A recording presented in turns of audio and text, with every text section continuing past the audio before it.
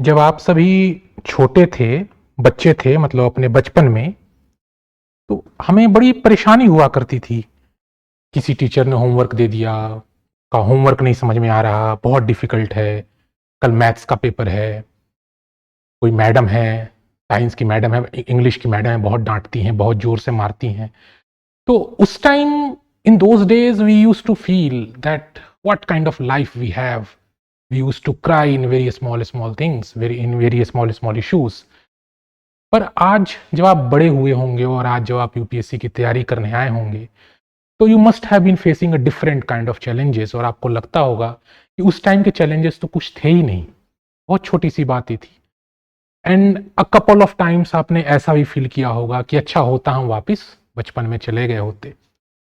इसको अगर दूसरे तरीके से कहें तो आप कुछ ऐसे समझ लीजिए कि आज आप यूपीएससी की तैयारी कर रहे हैं, आप दिन भर सपने देख रहे हैं और आप इस प्रयास में लगे हुए हैं। You are consistently trying, you are working very hard to ensure that you get selected with a decent rank.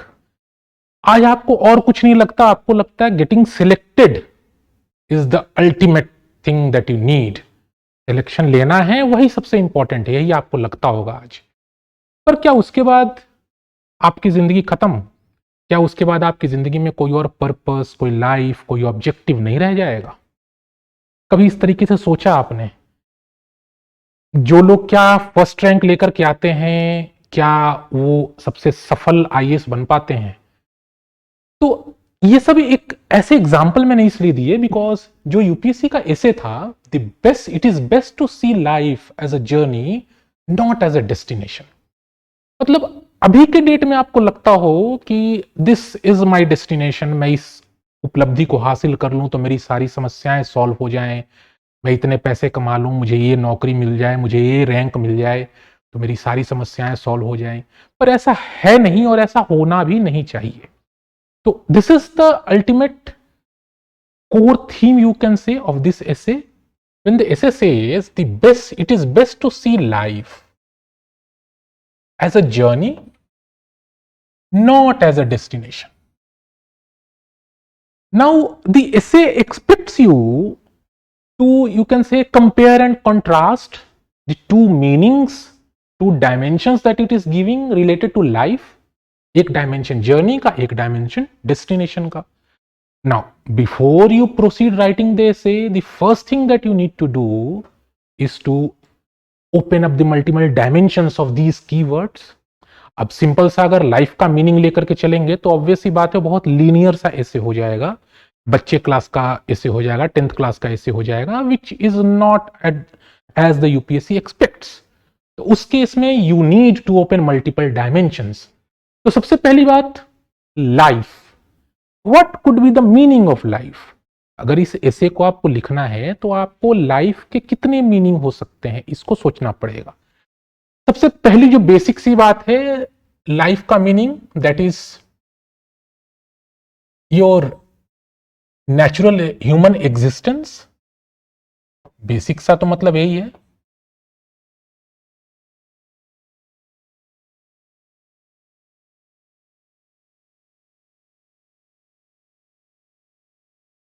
जो नेचुरल सा ह्यूमन जो एग्जिस्टेंस है, नेचुरल एग्जिस्टेंस, वो बेसिक सा लिटरल मीनिंग है लाइफ का, जो जीवन. पर इसके आगे क्या? क्या लाइफ का मतलब आपके जीवन के चॉइसेस हो सकते हैं? The kind of choices that you are witnessing in your life, अपने जीवन में आपने के सामने जो भी ऑप्शंस आ रहे हैं आपके लाइफ में, जो अपॉर्चुनिटीज आ रही है, क्या उसको भी आप अपने जीवन बता सकते हैं? क्योंकि अल्टीमेटली आपका लाइफ उन्हीं ऑप्शंस के बेसिस पे डिसाइड हो रहा है. The choice that you are opting for, जो रास्ता आपने चुना अपनी जिंदगी में, उसी के बेसिस पे डिसाइड हो रहा है कि आपका लाइफ क्या, आपकी लाइफ क्या होने वाली है. तो life could also mean the choices that we are encountering in our daily life. It could also mean our experiences. है कि नहीं? जो भी हमारे एक्सपीरियंसेस हैं, जो भी हमारे एक्सपीरियंसेस हैं जीवन में, that could also mean life because that actually shape the type of person we are becoming. ये 3 बेसिक से ब्रॉड डायमेंशंस आप कह सकते हैं लाइफ के। जर्नी का मतलब क्या? जर्नी का मतलब सिर्फ एक यात्रा। जर्नी का मतलब क्या सिर्फ एक यात्रा हो सकता है? यात्रा तो है। जर्नी तो like something is in progress, जो चल रहा है, जो चलायमान की स्थिति में है। First thing is evolution. If something is evolving,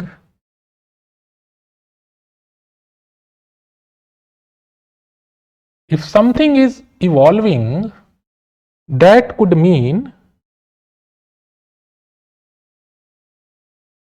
that can also mean a kind of journey।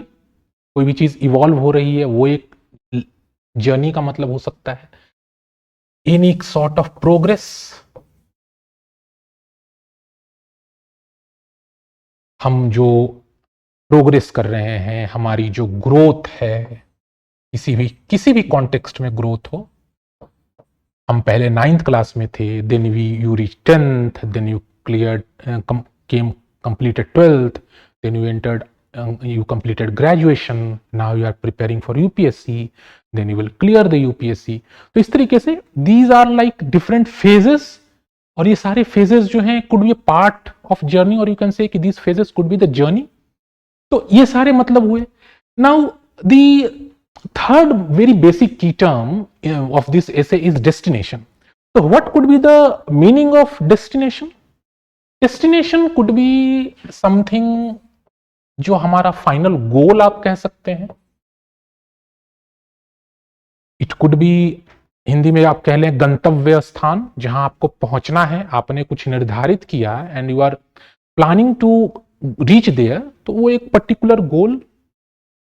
Destination कोई भी एक ऐसा फिक्स्ड स्टेट कह सकते हैं आप, एक फिक्स्ड स्टेट, ऐसी सिचुएशन, फिक्स्ड स्टेट, ऐसा सिचुएशन जो कि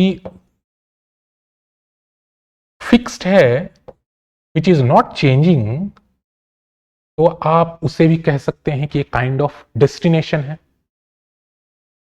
destination can also be your achievements.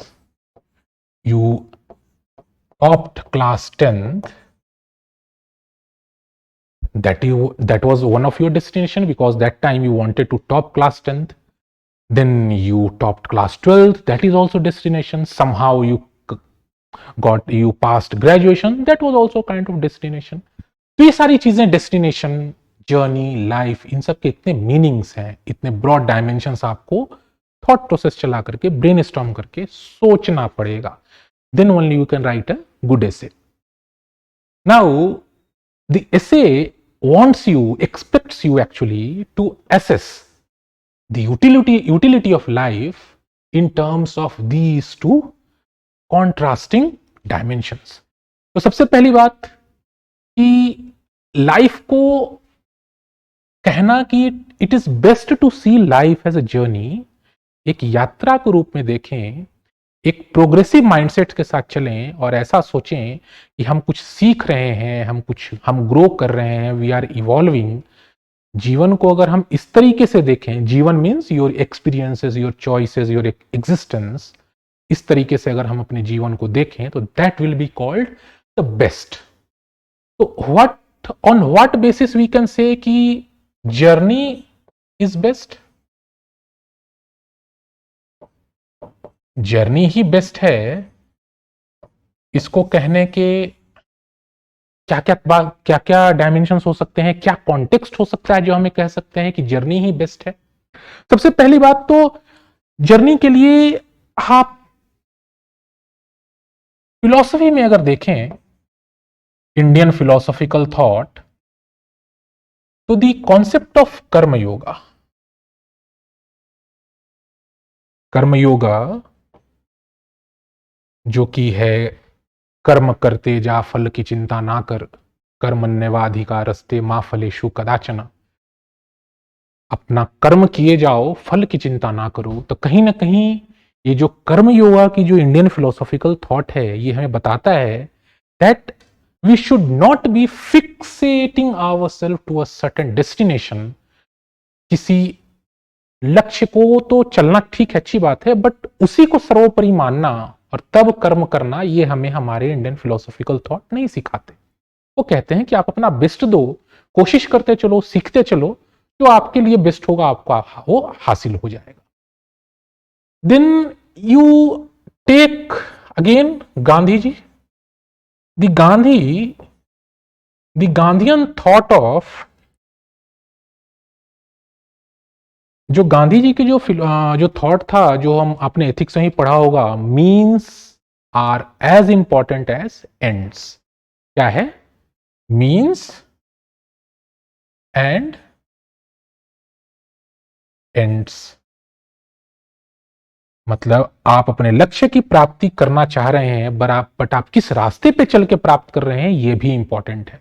ऐसा ना हो कि आप बस लक्ष्य की प्राप्ति करने चले गए, किसी को आपको ऊंचाई पे पहुंचना है, आपको आगे बढ़ना है, तो आपने सबका गला काटते हुए आगे बढ़ के चले गए। ये नहीं होना चाहिए। तो that is like the journey is also important. It is not only how you are achieving what goal you have achieved, what also matters is how you achieved that goal. तो ये दो कॉन्टेक्स्ट हो सकते हैं कि ये बताने के लिए कि journey is the best. What else could be there? Think about psychology. आदमी की जो मानसिकता है, जो विचार है, उसके बेसिस में अगर आप सोचें तो एक माइंडसेट होता है ग्रोथ का और एक माइंडसेट होता है स्टैटिक रहने का। कुछ लोग होंगे जो अपनी तत्काल स्थिति से बिल्कुल वहीं पे बैठे रहेंगे, कभी आगे नहीं बढ़ना। 10,000 की जॉब है, 10,000 की जॉब में ही खुश हैं, आगे रिस्क नहीं लेना। But there are people who could be aspiring for more. तो ये जो कॉन्सेप्ट है growth mindset and static mindset का, this also can be referred over to this essay. You take the example of Indian history, और उसमें जो आप देखते हैं इंडिपेंडेंस की बात करते हैं, तो व्हाट एक्चुअली इंडिपेंडेंस। आपने हमेशा देखा होगा कि जब भी 15 अगस्त या 26 जनवरी आता है, या खासतौर से 15 अगस्त आता है, तो बहुत सारे एसेज आने लगेंगे, बहुत सारे एडिटोरियल आने लगेंगे और कहने लगेंगे what is the actual meaning of independence. क्या है इंडिपेंडेंस? क्या हमें सही में आजादी मिली है? तो इसका मतलब क्या? कहीं ना कहीं ये दिखाना चाहते हैं, वो एडिटोरियल, वो लेख ये बताना चाहते हैं कि आजादी का मतलब सिर्फ ये नहीं है कि हम अंग्रेज छोड़ के चले गए और हमें स्वशासन मिल गया। आजादी का मतलब ये भी है कि जो मासेस की जो अवेकनिंग है, जो पॉवर्टी का इशू है, अनएम्प्लॉयमेंट का इशू है, इक्वालिटी, सोसाइटी, इन चीजों का जो इशू है, उन इश्यूज को हमने कितने अच्छे से एड्रेस किया है, ये भी कहीं ना कहीं एक एस्पेक्ट है। तो getting independence on 15th August 1947 can be considered a destination, but क्या उसी से हमें खुश हो जाना चाहिए? Don't you think that we should aspire for more? that अभी हमें बहुत काम करने बाकी है, सोसाइटल लेवल पे इक्वालिटी बाकी है, पॉवर्टी का इरेडिकेशन बाकी है। तो that example you can also site in this essay historical context में। इसके अलावा और अगर आप चलें तो बहुत एक अच्छा सा एग्जाम्पल अगर आप देखें साइंस के कॉन्टेक्स्ट में, जितने भी रिसर्च हो रहे हैं या इन्वेंशंस है, रिसर्च है, या साइंटिफिक जो डेवलपमेंट है, that is all about taking one research as a milestone and aspiring for something more. अगर कोई एक पहिया बना करके अगर खुश हो जाता तो गाड़ी का आविष्कार नहीं होता। तो it is like not only a destination. कोई अगर मंगल साइंटिस्ट रीच्ड मून, ओके, और वहां पे वो कहते कि बस हमारा काम हो गया, we explored space properly, no need to go beyond moon, तो क्या वो बात सही है? मून पर पहुंचे, आज मंगल ग्रह जा रहे हैं, there are like space craft who are exploring the world beyond our own solar system. तो ये भी एक एग्जांपल दे सकते हैं कि when we talk about in terms of science, whatever research we are doing, that research, that curiosity, and that innovation, that all comes with the thinking that life is a journey, not as a destination. तो इतने सारे तो बात हमने कह दिए, तो दिखने में तो बड़ा अच्छा लग रहा है कि लाइफ तो जर्नी ही है, डेस्टिनेशन तो है नहीं है। तो फिर डेस्टिनेशन की क्या वैल्यू रही फिर? तो क्या ये डेस्टिनेशन बिल्कुल यूजलेस है? नहीं, ऐसा नहीं है। This is what is called antithesis. जब भी आप इसे लिखते हैं तो this is what is called antithesis. आपने एक एस्पेक्ट को बता दिया, but now your duty you is to explore this second aspect. आपको इस दूसरे एस्पेक्ट को बताना है, and you need to elaborate why this destination is also important. So importance of destination, importance of destination. क्या इंपॉर्टेंस है destination की? सबसे पहली बात कि अगर आपको किसी दिशा में पहुंचना है, you need to have certain kind of direction. अगर आपके पास कोई गोल नहीं है, कोई लक्ष्य नहीं है, then you are going aimless, you are going nowhere. तो to have a goal, to have a goal, to have a fixed goal कि एटलीस्ट मुझे पहले 10th तो अच्छे से क्लियर करना है, सेकेंड गोल मुझे प्रीलिम्स अच्छे से पढ़ करके क्लियर करना है, देन मेंस आंसर राइटिंग अच्छे से करनी है, इंटरव्यू की प्रिपरेशन करनी है, and then I have to get selected. ये छोटे छोटे गोल्स अगर नहीं रहेंगे तो आप कुछ भी उठा के कुछ भी पढ़ रहे हैं, डजंट मैटर। तो to have certain kind of direction, to avoid becoming directionless, it is very important that you fix some kind of destination in your head, that yes, I have to achieve this destination within this time period. तो ये एक utility है destination की। इसके अलावा destination की एक utility हो सकती है कि आप, अगर आपके लाइफ में डेस्टिनेशन नहीं रहेगा, then you can become complacent. अगर आपको अपनी जिंदगी में ग्रोथ चाहिए, प्रोग्रेस चाहिए, तो you will have to take each and every destination as a milestone. जब आप वैसे देखेंगे तभी आप एक से दूसरी जगह पे पहुंचेंगे, otherwise you will become complacent. आप इस तरीके से संतुष्ट हो जाएंगे कि आपको फर्क ही नहीं पड़ता, मुझे जो मिल गया बस काफी है। तो to have that growth mindset, it is very important to take life or the experiences of life, choices of life as a journey, but it is equally important to fixate, to have some kind of goals, to have some kind of direction in our mind, and take the destination as just as a milestone. हमें एक milestone लेकर के चलना है, ऐसा नहीं है कि उस डेस्टिनेशन को लेकर के उसके जीवन का अंत मान लेना है। Consider a certain destination as a milestone. ये एक मील का पत्थर है, मुझे उसे हासिल करना है। हासिल हो गया तो अच्छी बात, हासिल हो गया तो आगे बढ़ जाएंगे, नहीं होगा तो दूसरे रास्ते से आगे बढ़ेंगे। यूपीएससी नहीं हुआ तो कोई बात नहीं, दूसरे रास्ते से जीवन में आगे बढ़ेंगे। तो take destination as a milestone, not as a ultimate thing that उसके आगे तो पूरी दुनिया खत्म।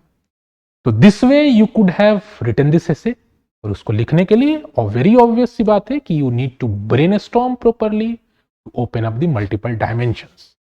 I hope this session was useful. See you next session. Take care. Thank you.